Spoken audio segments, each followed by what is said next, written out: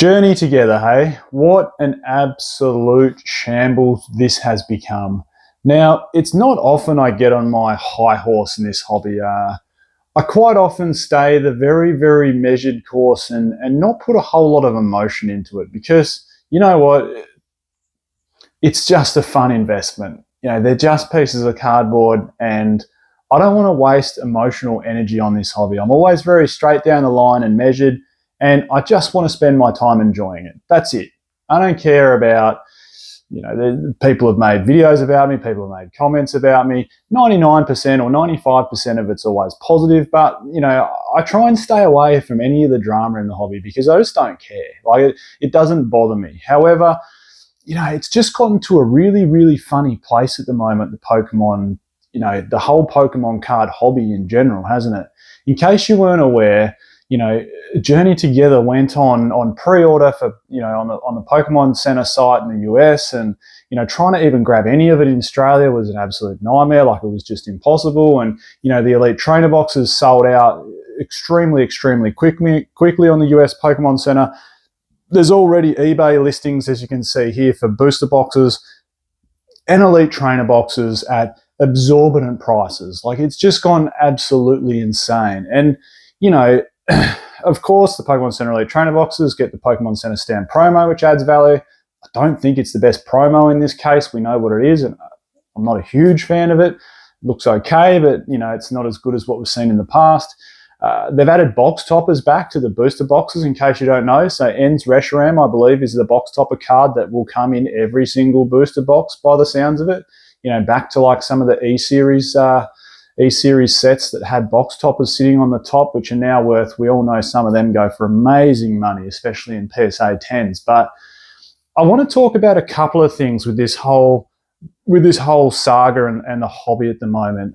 I guess, the Pokemon investing space and where we sit in it, the huge demand from maybe people like Rip and Shippers, what it means for anyone else in the hobby, like wanting to buy some packs for their kids. So I guess, to finalise, maybe who's to blame for the mess we got ourselves into. And before we even start on those points, I think from the Pokemon hobby at the moment, I want to touch on two things first. One is there's really only two directions this can go in. And I guess if you've been around in the hobby for a little while, like a lot of you probably have that are watching, I wouldn't say we've seen it to this level before, but it's been somewhat close. When Vivid Voltage first came out, and even Battle Styles and Shining Fates as well, stock was really, really hard to get, and it was being bought out, essentially bought out, I should say, is the better word, the moment it hit the market. And it was bought out by people that had no intention to really open it. They were just relisting it somewhere else, whether it was TCG Player or eBay, to resell it. And that's what's happening at the moment, really. I don't think most people that are buying these Pokemon cards, yes, some of them probably buy to open and give to their kids or whatever it might be, but a lot of people are just buying to resell. And I can see one or two things happening here. And it's really as simple as this. One, it just continues down this path of madness indefinitely, which I can't see happening. Maybe it lasts another set. Maybe it lasts to the Rocket set. Maybe it lasts to the new era of Pokemon. Maybe we see some sort of downturn. Maybe the printers change. I can't see it happening indefinitely, but for the foreseeable future, it seems to be getting worse each set that comes out. Surging was gettable but difficult. Prismatic was barely gettable and even more difficult. And now SV9, which is Journey Together, we don't even know what's in the set yet. What have we seen? Maybe like a dozen cards? Who knows if it's even going to have a nice chase card inside there. From what we've seen so far, what do we get? The Zacian or Zamazenta? And it's like, yeah, okay, that's not a bad looking card, but we don't really even know what's in there. And it's already getting pre-sold at exorbitant prices. So that's one path it could take. The second path, which is maybe the more likely path, is this madness doesn't last indefinitely and it eventually stops. And it could stop for a number of reasons. Maybe we get a poor set, maybe people get caught out, maybe people overcapitalize, maybe stores overcapitalize and purchase too much product off of the distributor that they then can't resell because they've been caught out with it. And then, all of a sudden, maybe prices return to some level of normality. So that's the two options I see. It continues down the path of madness and prices stay absolutely jacked up because resellers just buy them to resell and mark it up, 50, 100%, or at some stage it returns to some level of normalcy and prices go back to $110 a booster box, or maybe they get flash sale for $100 a booster box because there's too much supply. They're really the only two ways it can go.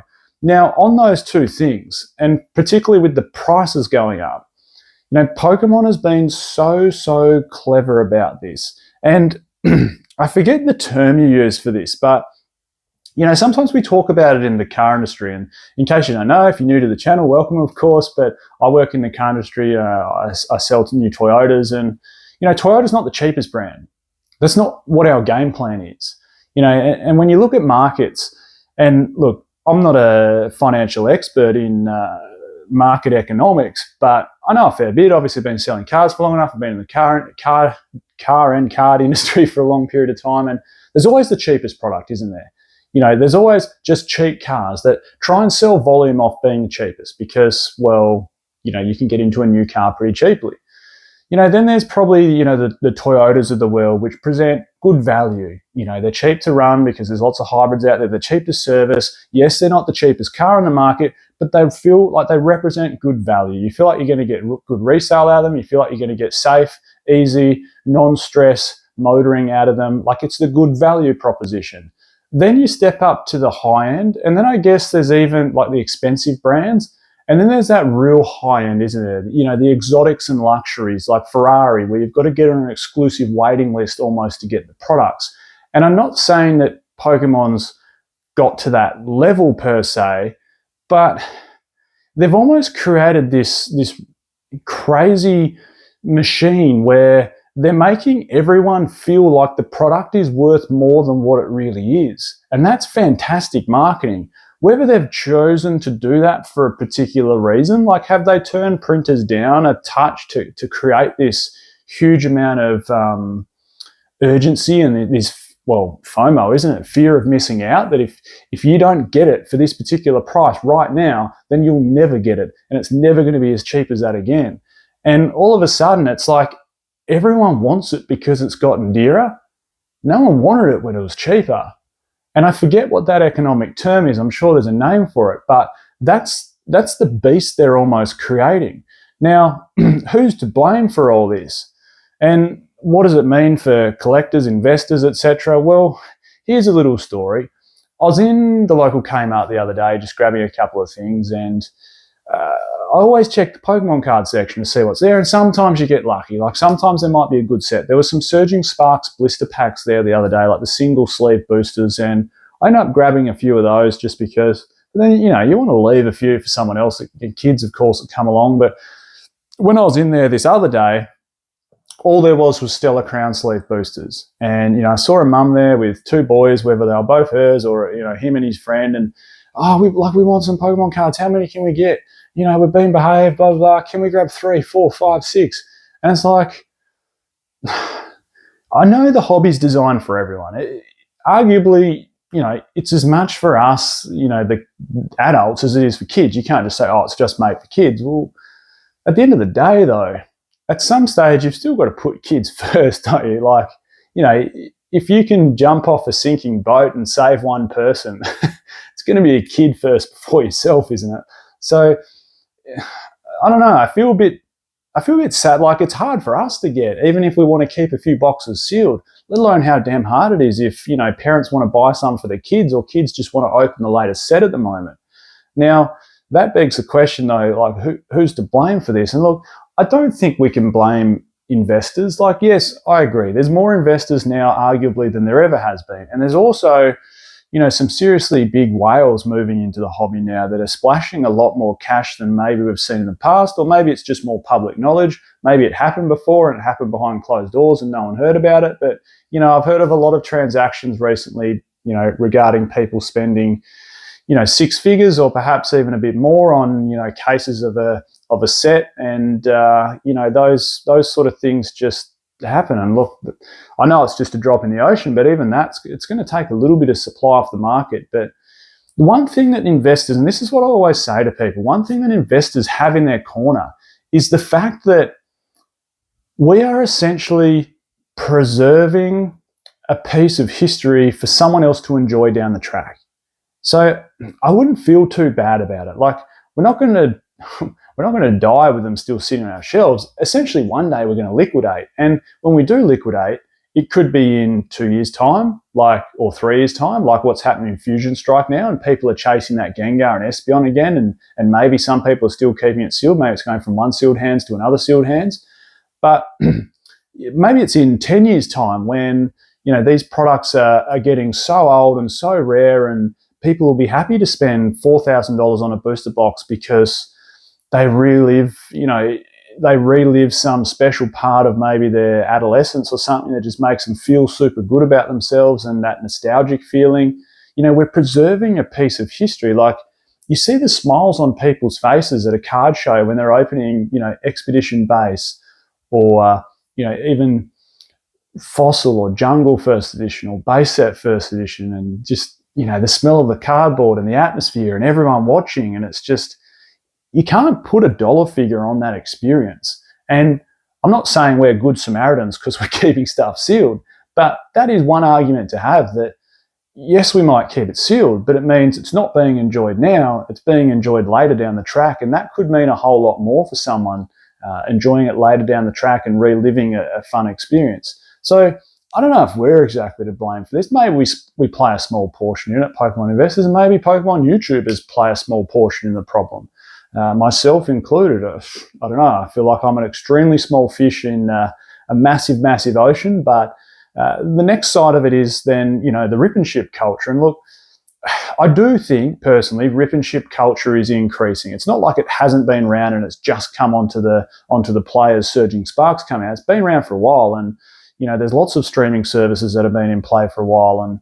But I do think maybe it's becoming more and more popular, and maybe rip and shippers are realizing that because of the price premium there is now, particularly on sets like Surging Sparks and Prismatic Evolutions, that if you can pre-order and buy bulk and then rip it at, let's say, Prismatic Evolutions, you've bought bulk, and you're selling them off for, $9 a pack, for argument's sake, or $10 a pack, and your buy-in was essentially $4 a pack, but you're opening hundreds of packs a night on a live stream service, and you're making $3 or $4 a pack, and you've opened 400 packs. Well, there's $1,600 in a night, let alone what you might get paid by the service that you're working off, to bring people onto the site. And, perhaps there's ads on the site and they click on something else, or down to spend time on the site. So it can be lucrative there. Are they completely to blame? Again, no.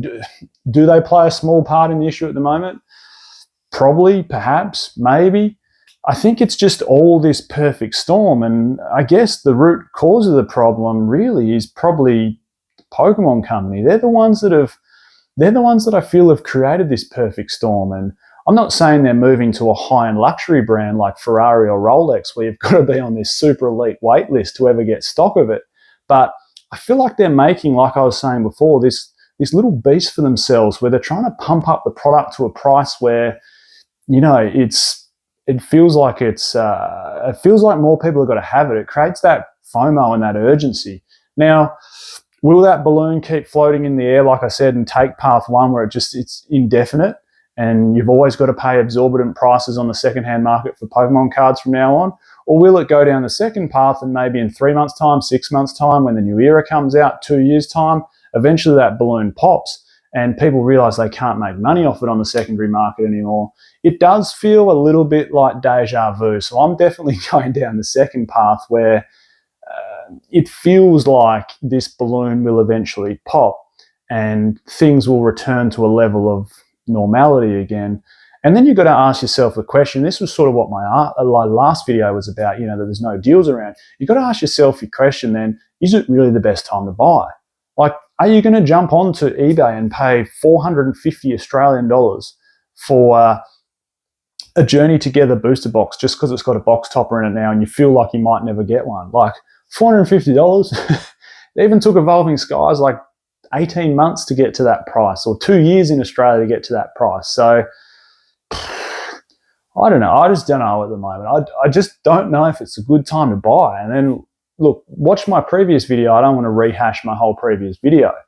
But it's a very, very perfect storm that they've created, and I feel like this balloon is going to pop sometime soon. But for the foreseeable future, it's just madness where we can't get any product. Rant over, I think. I'm Michael. This is Catch everyone next time.